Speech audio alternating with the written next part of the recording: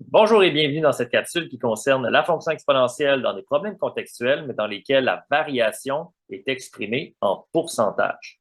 Alors, on vous donne un exemple ici en commençant. Une entreprise ayant une technologie prometteuse s'inscrit à la bourse et émet des actions. Le jour de son lancement, chaque action avait une valeur de 12,50 $. Dans les années qui ont suivi, la valeur a augmenté de 10 annuellement. Donc, c'est ce qu'on veut dire par l'augmentation est en pourcentage. On a une augmentation qui est exprimée, ici c'est 10 donc augmenté de 10 annuellement.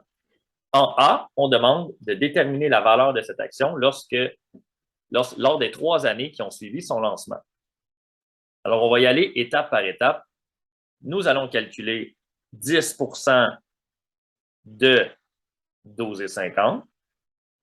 10 de 12,50. Donc là, il y a plusieurs façons de le faire. Je voulais choisir la vôtre, qui va donner 1,25 $.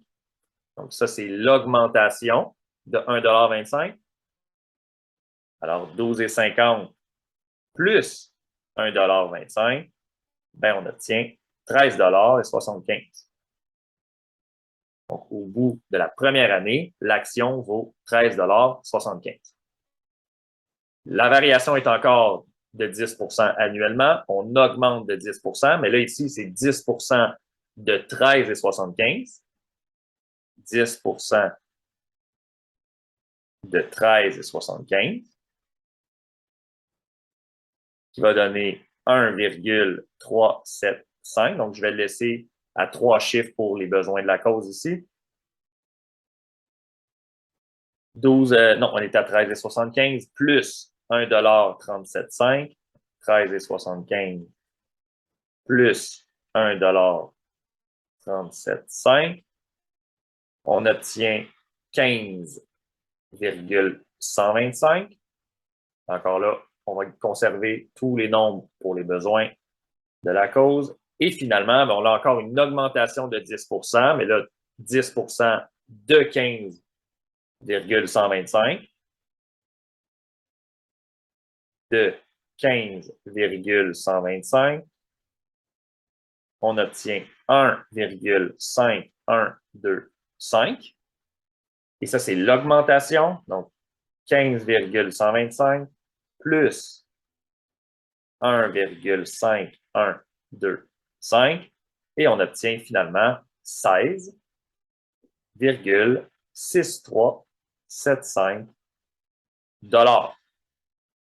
Donc, les valeurs à considérer ici, ce sont les valeurs obtenues dans le calcul final, 13,75, 15,125 et 16,6375. En B, on demande d'expliquer pourquoi cette situation est associée à une fonction exponentielle. Mais si c'est le cas, ça veut dire que pour des bons constants de la variable indépendante, donc ici, on a des bons constants, c'est des bons de 1 encore une fois. Mais ça veut dire que les valeurs de la variable dépendante, la valeur de l'action, vont toujours être multipliées par la même quantité. Donc, si c'est vrai, ça veut dire qu'on a une fonction exponentielle. Donc, on va venir valider. Est-ce que c'est vrai qu'on multiplie 12,50 par un facteur pour obtenir 13,75 et que ce facteur-là, c'est le même que pour obtenir 13,75, pour obtenir 15,125 à partir de 13,75 et ainsi de suite pour 16,6375 et 15,125. Encore là, c'est une division qui va nous permettre de trouver les valeurs. Donc, on vient diviser 13,75 divisé par 12,50, on obtient 1,1. 15,125 divisé par 13,75, on obtient 1,1 encore une fois. Et finalement, 16,6375 divisé par 15, je vais commencer la barre de division, donc divisé par 15,125, j'obtiens sans surprise 1,1. Donc, pourquoi est-ce que c'est une fonction exponentielle? C'est que la valeur de l'action est multiplié par la même quantité à chaque année. On a des bons de 1 pour les années, le temps écoulé. Et comme c'est le cas, ben, la valeur, c'est une fonction exponentielle. La valeur de l'action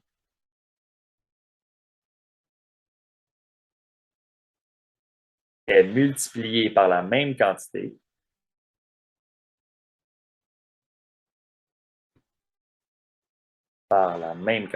chaque année.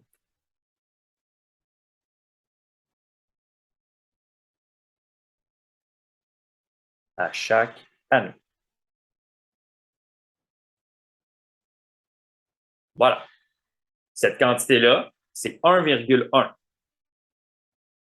Dans ce cas-ci, ça représente la base, le facteur multiplicatif, puisque ce sont des bons de 1 au niveau des années. Donc, le temps écoulé avance de 1, on obtient 1,1 comme base.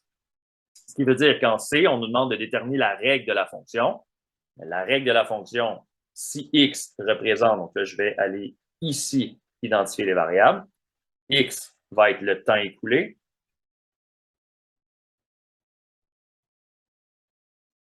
en années, et f de x va être la valeur de l'action. F de x, la valeur de l'action, en dollars. Eh bien, la règle qui est associée à cette situation, ce sera f de x égale la valeur initiale qui est 12,50, 12,50, multiplié par 1,1, exposant x. 1,1, c'était la base, exposant x. Et là, vous avez à droite un encadré qui va nous permettre d'aller un petit peu plus vite. Ici, le 1,1, ben, on le savait depuis le départ. Je vous montre pourquoi. 1,1, c'est le facteur qui nous permet de passer d'une valeur à la suivante chaque fois. Mais comme c'est exprimé en pourcentage, dans le fond, et là, je vous remontre le texte un petit peu plus haut, on dit qu'on a une augmentation de 10 annuellement. Ce qui veut dire qu'à chaque année, on va calculer 110 de la valeur précédente. Parce qu'on ajoute 10 à la quantité qu'on avait à l'année précédente pour calculer l'année suivante. Ce qui veut dire que la valeur de la base, bien, on peut faire 100 plus 10 pour obtenir 110 Et si on convertit 110 en valeur décimale, puisque c'est plus pratique de travailler à l'aide de la valeur décimale, mais 110 divisé par 100, on obtient 1,10 ou 1,1 qui correspond à la valeur du facteur qu'on avait trouvé tantôt. À chaque fois que vous aurez une augmentation en pourcentage, mais vous pourrez passer directement au calcul de la base de cette façon-là. Maintenant, en D, on demande si le lancement de l'action a eu lieu au cours du mois de janvier 2002, détermine au cours de quelle année l'action valait le double de ce qu'elle valait au lancement. Le double de ce qu'elle valait au lancement, mais ça, c'est le double de 12,50. 2 fois 12,50. 2 fois 12,50, c'est 25 $. 2 fois 12,50. 12,50. C'est 25 $. Donc, je veux trouver combien de temps est nécessaire pour obtenir 25 $ comme valeur de l'action. Encore une fois, je vais devoir y aller avec des essais. Je peux continuer la table de valeurs ou tout simplement utiliser la règle. C'est ce que je vais faire dans mon cas.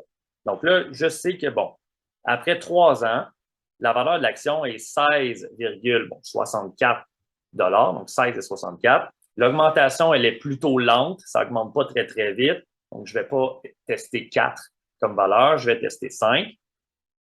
F de 5. Je vais calculer 12,50 fois 1,1 ou 1,10, c'est la même chose, exposant 5. Je vais obtenir 20 et 13. Donc là, je vais l'arrondir pour aller un petit peu plus vite. Donc, 20 $ 13. Je suis encore loin du 25 $. Je vais essayer 7. F de 7. 12,50 fois 1,1 exposant 7. qui va donner 24,36. Oh, je m'approche du 25 et je vais finalement essayer 8.